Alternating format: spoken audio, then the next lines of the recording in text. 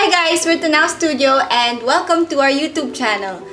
We were scared na it was a big risk. There was a struggle of designing it and then it comes to life. Parang merong preconceived notion na baka wala pa akong alam. Being questioned, bakit ba important ang interior design? Medyo Pero alam okay naman talaga. Gets namin. Pero alam namin na kaya siya. Lagi po silang nag-aaway. Hindi ako marunong. Ako rin, hindi ako like... Ano ulit yung question? So this is gonna be our first video and we're gonna be answering some of the questions you sent us on Instagram. So, I'm Arvel. I'm Ella. I'm Chelsea and behind the camera is our other co-founder, Arvin.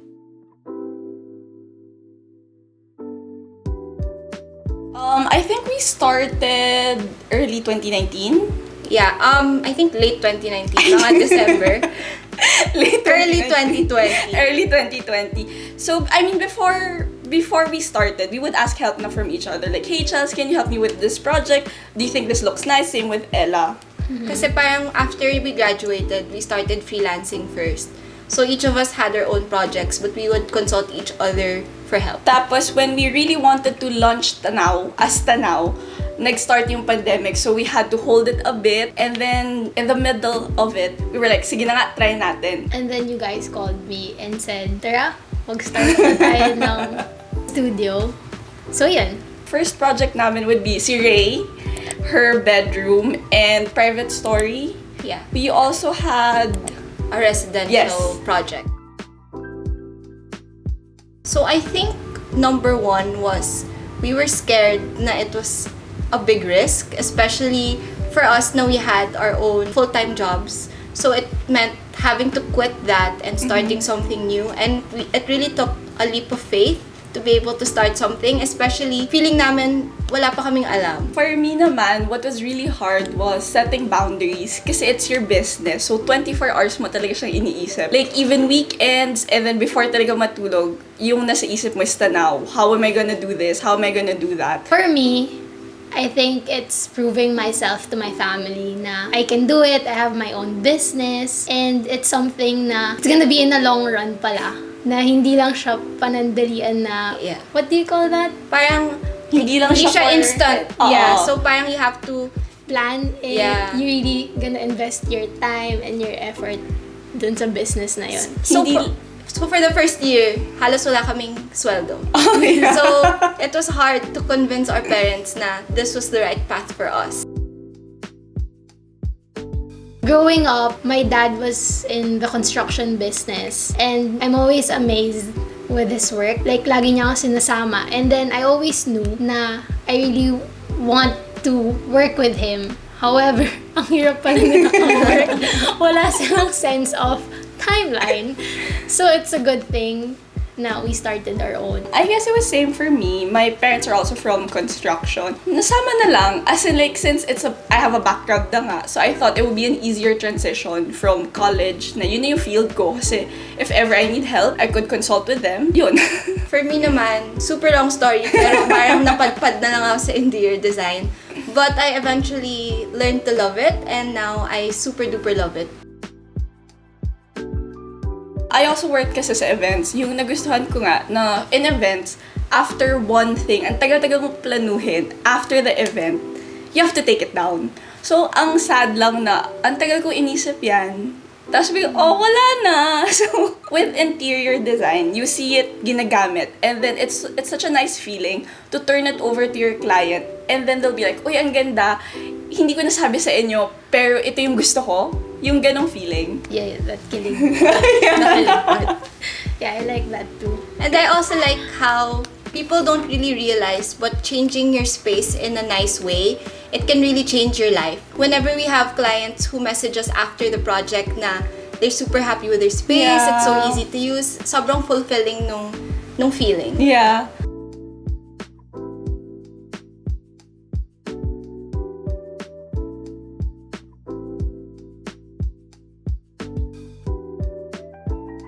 For me kasi, I do the renders in Tanaw.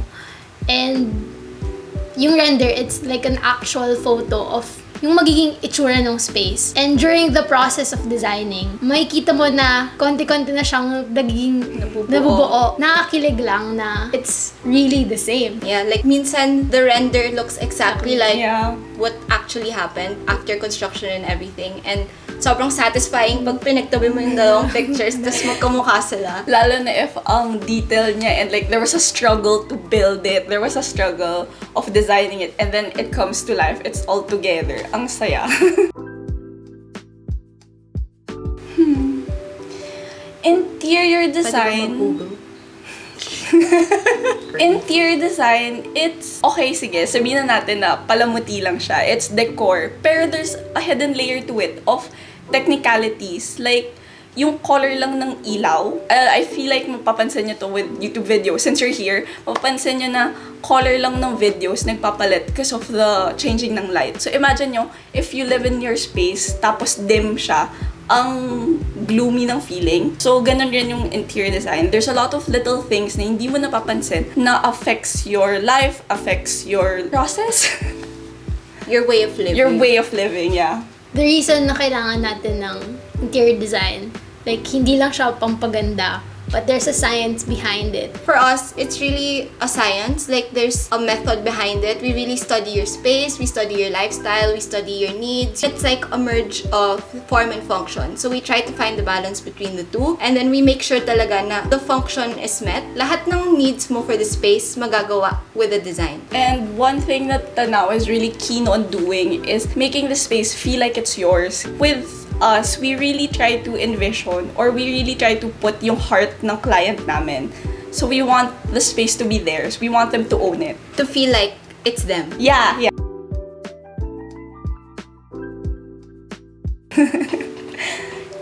Yung one is being questioned, bakit ba important ang interior design? That's a really big struggle. And we have to defend ourselves a lot. Pero parang recently, we just let it be na lang. Kasi those who know about interior design, like papasok yung clients mo because they know the value. Because in the long run, nakakatipid ka rin if you have it designed professionally. Kasi you don't have to change it often. Another thing, I think, is being females. Yes. And looking young. Construction is a very male-dominant industry. As in, most engineers, most architects, there are female architects, pero most of them are male. At least the ones we've worked with. Yeah. So usually, when I first meet suppliers or the client, yung first thing na sasabihin nila sa akin is, ay, ang bata mo pala, ang bata mo pa, ilang taon ka na. So parang merong preconceived notion na baka wala pa akong alam, parang ganon. Yeah, that's the hard part. Like, yun yung struggle namin. Kasi, it's harder for us to prove our point. Kasi yung tao na kausap namin, feeling nila mas may authority sila over us. Pero hindi nila alam na meron kaming mga technical background. Parang di sila naniniwala na alam namin. So we really have to fight For our design. Yeah, for our design. Kasi minsan naman talaga complicated siya. Medyo okay naman talaga. Gets namin. Pero alam namin na kaya siya. Hard. Lagi mo silang nag-aaway. For me, it's easy kasi you can be as frank as you want. Like, I could tell Ella, ayoko yan, ang pangit ng gawa mo. Bakit ganyan? Pwede ko sabihin yon na hindi siya ma-offend. And same, she can tell me that rin. And Chelsea could tell me that. I guess hard hindi siya hard. Pero sometimes you really have to find the balance na pag nag-away kayo, may make sure nyo na hindi kayo friendship over, ganon. Kasi may business kayo together. Pero hindi pa naman umabot sa point na yun. Hindi pa naman. Hindi pa. Hanggang ano lang, ano yung ginawa mo? I guess also, meron ding, it's easier for us to communicate with each other kasi on the daily basis, nag-uusap rin talaga kami. Kamusta ka work si Arnie? Grabe! Okay lang naman kasi, Napilitan. no, but then we have tasks.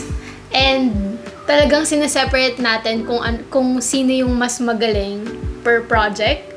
How do I say that? Parang kung ikaw may specialty, yon. Dahil kilala namin yung isa't isa, alam na namin kung kaninong task mapupunta yon. Like, pasok yung personality ng client sa style ni Chelsea, I'm gonna give it to her. So, alam namin yung strengths and weaknesses ng isa't isa. So, masasalo namin if May kulang ako. May kulang kami.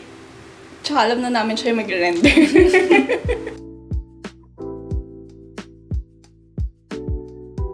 Since I think setting 3 wala, pero yung hardest talaga is her job. Si Arvin, who's behind the camera, pinamahirap yung job niya. Kasi she does all the admin work and siya yung first nakakausap ng client. So pagdating sa amin, medyo solid na yung idea of what we're gonna do. Siya yung parang, she puts everything together, like in-organize niya for us to understand kung ano yung gusto ng client. With Arvin, non-technical siya. So she has to explain to us or we have to explain to her kung ano yung mangyayari. And then she translated to the clients para mas malinaw.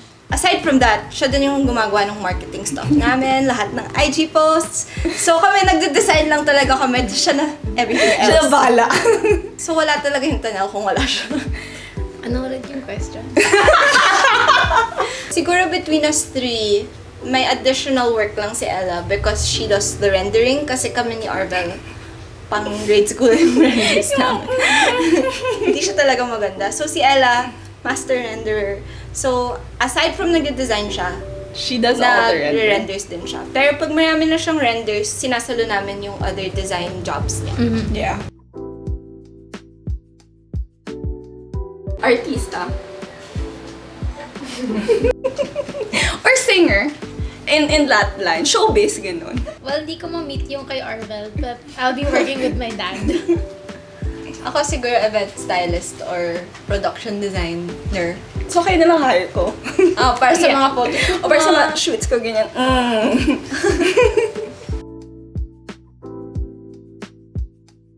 I think we start by interviewing the client well. So we try to get a gauge kung sino sila as a person. We try to find out kung ano yung personality nila, their likes, dislikes, and kung anong ginagawa nila throughout the day. From there, we find our inspiration na. So, like, somehow we find their inspiration. Like, hindi pa siya technically a design style, pero we'll be able to have an idea kung ano yung bagay sa personality nila.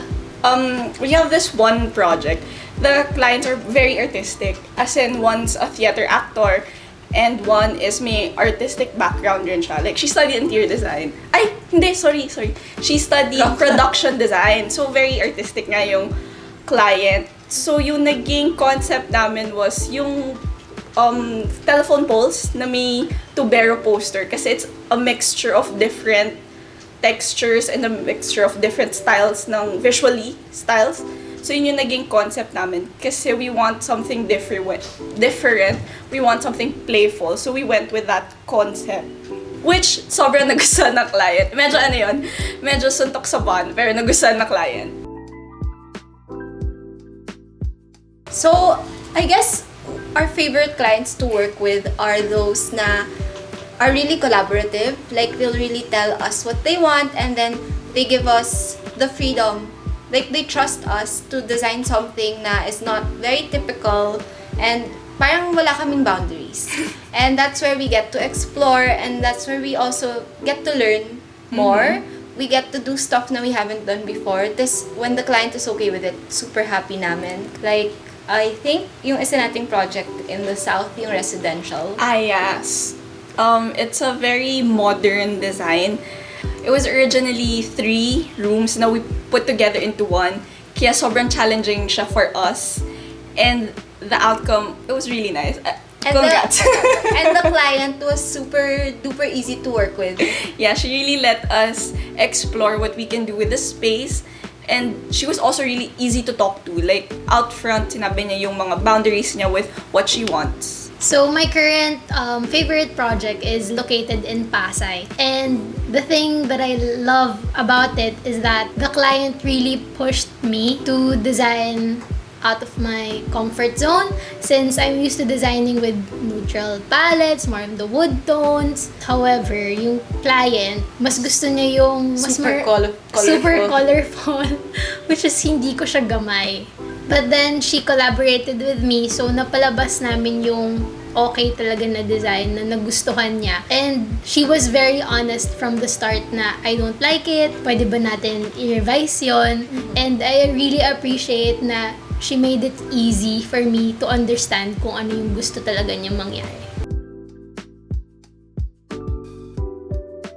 We're lucky that the three of us came from a family of contractors. That's why we have backgrounds in construction and technical stuff. Yeah, alam na namin yun. We have kasi a few clients that approached us na parang traumatized sila from their previous experiences with contractors kasi di sila nakapag-communicate well or tinakbuhan sila. So, sometimes we work with our connections para they know na naka-work na namin sila before. Tapos, they trust na we'll be able to deliver.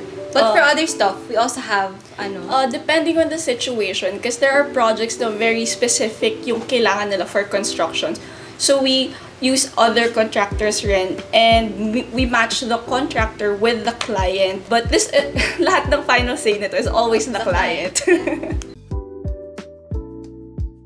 Currently, we actually have A few. kind of a lot at the moment, but we have this very exciting project. We can't really share the details yet, pero we're working with a really exciting brand, so we're super excited ulit. We can't wait. We can't wait for it to be finished because it's super nice. It's colorful. Yeah. We would like to take this opportunity to say thank you to our clients for trusting us kasi meron talagang mga kliyente na bumabalik. So, ibig sabihin, tama yung ginagawa namin. Maganda talaga siya. And almost all of our clients, I think all, wala pa kaming bad clients. And we really enjoy working with each and every one of you. So, thank you so much because we have fun while working and that's a really, really, really good thing. And each project really learned something new. So we're thankful na you put up with us with everything. Tanaw Cafe. And Tanaw Office. Big one, like buong building. So we Nag-isa-isa want kami ng floors. Tanaw Office, tapos sa baba ng Tanaw Office is the Tanaw Cafe. My only request is a pantry. I want a nap area. I want my own floor. An office with a pantry where I can cook for Ikaw our lang. employees kasi sana marami na kaming employees nung time na yun. So gusto mo ng cafeteria? Yeah! Sinabi niya yun. Yeah. Gusto niya pagluluto Oo niya nga. tayo. On a more serious note, watch out for Mithi. It's our furniture and accessory. On a more serious note, watch out for Mithi. That's our furniture and accessory line. Yeah. We're launching soon. That's it for today, and I hope you guys enjoyed our first video. For your interior design needs, don't forget to #create with Tanaw. If you have any video suggestions on what we should do next, comment down below. Don't forget to like and subscribe. Bye! Bye! Nakalimutan ko i-mention sa kanya yung renders, yung kailangan niyang gawin for the renders. So parang, ay shit, Like, tapos na, tapos papaulitin mo dahil may nakalimutan ka. Like, yun yung sobrang annoying na dapat i-work natin sa system natin. Team building mo to. Open